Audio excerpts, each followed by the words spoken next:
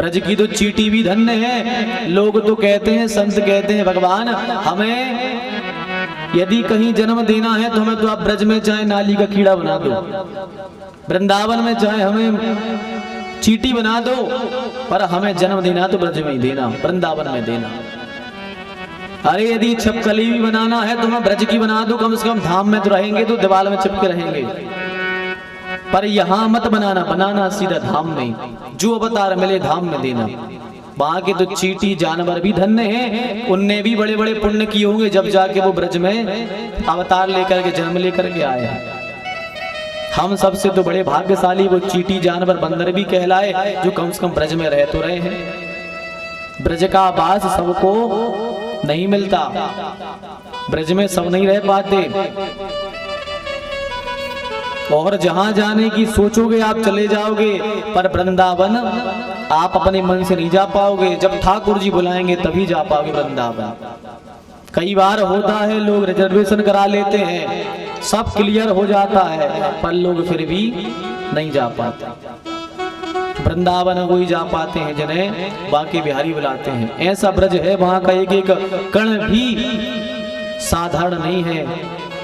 जो राम जी के समय में 10-10, 20-20 हजार वर्षों की तपस्या करके ठाकुर जी को प्राप्त करना चाहते थे, महर्षि वे ही कण बन करके, बंदर बन करके आए हैं, वृक्ष बन करके आए हैं और आराधना कर रहे हैं।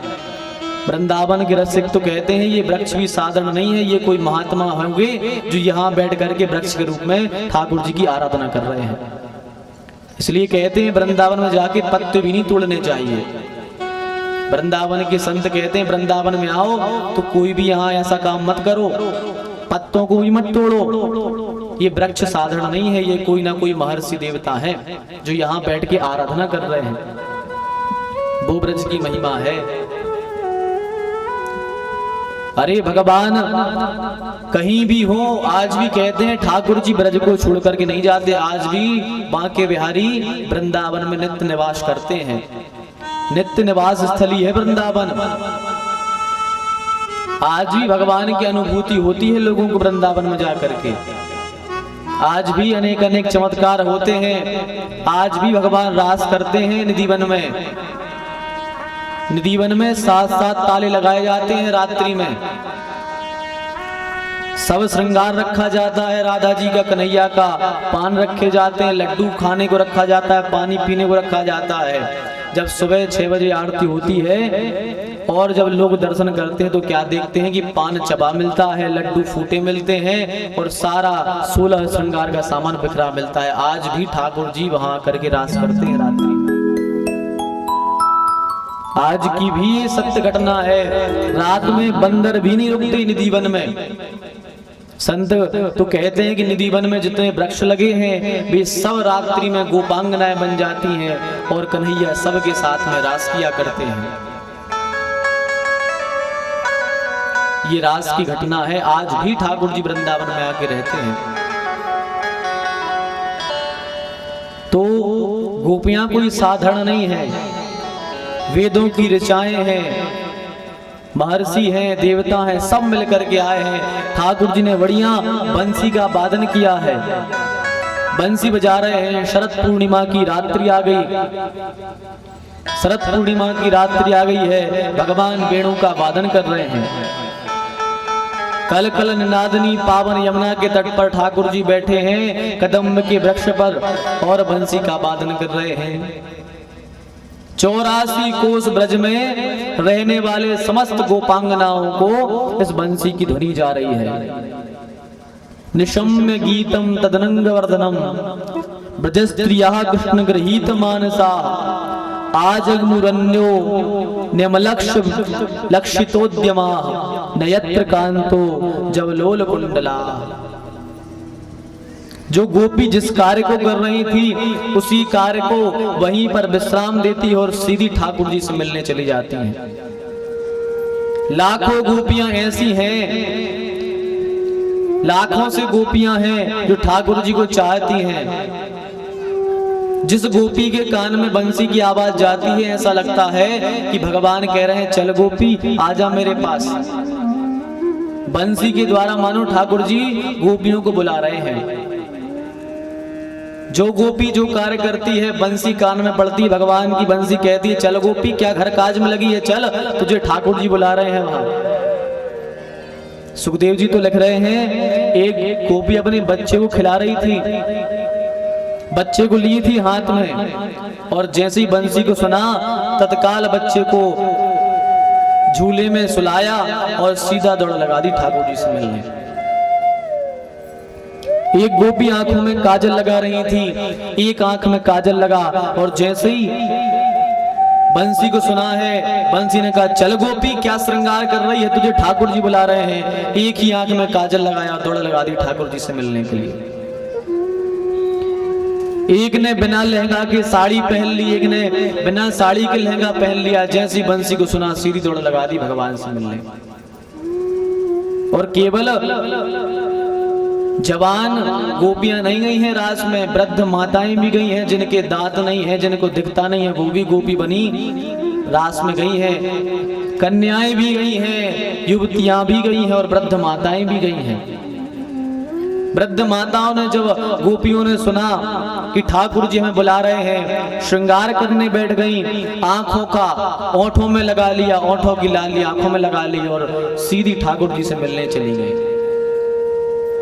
एक गोपी अपने पति को भोजन परोस रही थी, पति भोजन कर रहे थे, खीर रखी थी, तो पति ने कहा देवी जरा शक्कर तो ले आओ। और जैसी गोपी ने बंसी को सुना तो सब सुध बुध भूल गई, नमक लाई और नमक लाके उस खीर में डाल दिया।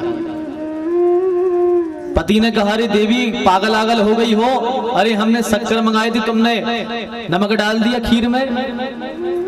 गोपी को कोई सुध नहीं है, वही नमक का पात्र छोड़ा, दौड़ लगा दी भगवान से मिलने। एक गोपी जाने लगी, उसके पति ने उसको पकड़ा और कक्ष में जाके बंद कर दिया, ताला लगा दिया वहां से। गोपी ने कहा अच्छा हमें ठाकुर जी से मिलने से दूर करते हो, अरे शरीर को चाहते हो, लो अब इस शरीर को खा लेना, हम शरीर यहीं छोड़ते हैं। और अपने उसने आत्मा को शरीर से अलग किया और शरीर वहीं रहा, और सारी गोपियों से पहले वो ठाकुर जी के यहाँ पहुंच गई। क्योंकि रास में स्त्री पुरुष का मिलन नहीं है, वहां तो आत्मा और परमात्मा का मिलन है।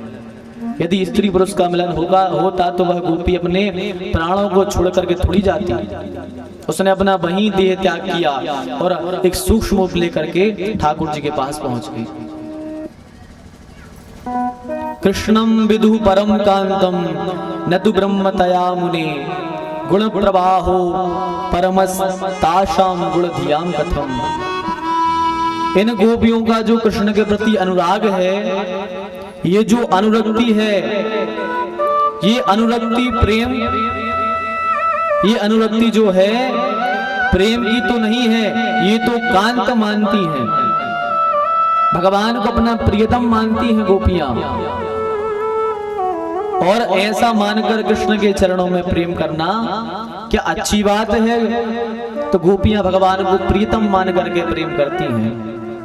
आदरणीय सुखदेव जी कहते हैं राजन, उक्तम पुरस्ताद दत्ते चैद्यम सिद्धम यथागतः दुषन्नपि रसिकेशम किमुता धोक्षज प्रिया। मैंने पहले ही बताया है, किसी भी भाव से कृष्ण के चरणों में प्रेम करो, पर तन्मयता आनी चाहिए आपके अंदर।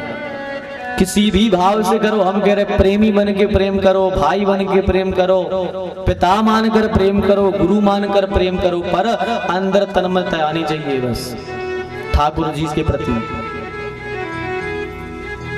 तन्मयता आएगी, कृष्ण मिलाप की ब्रह अग्नि जब प्रस्फुरित होगी आपके अंदर, समस्त कर्म उसमें जलकर दग्ध हो जाएंगे, तब जाकर कृष्ण की प्राप्ति आपको भी हो जाएगी।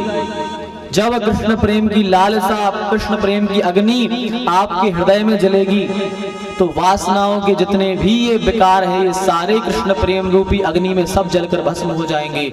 और जब आपका हृदय पटल शुद्ध हो जाएगा, तो ठाकुर जी आपके सामने खड़े हो जाएंगे।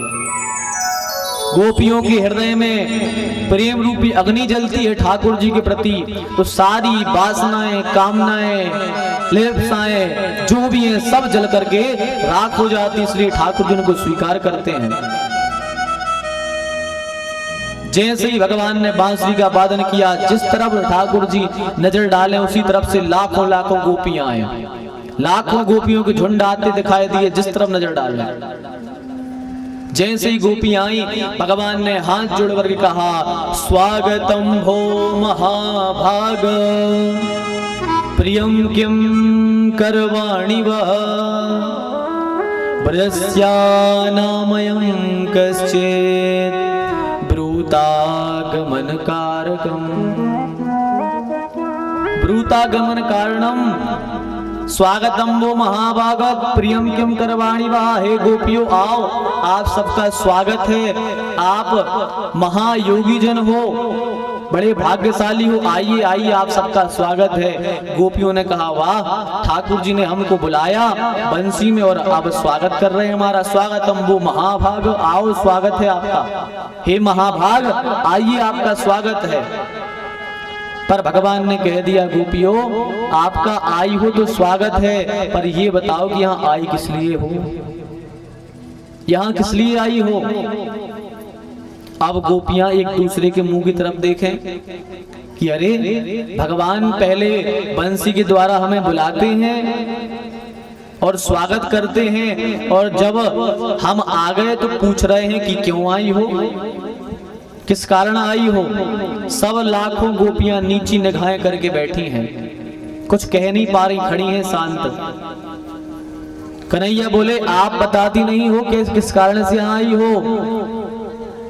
राजन ने सा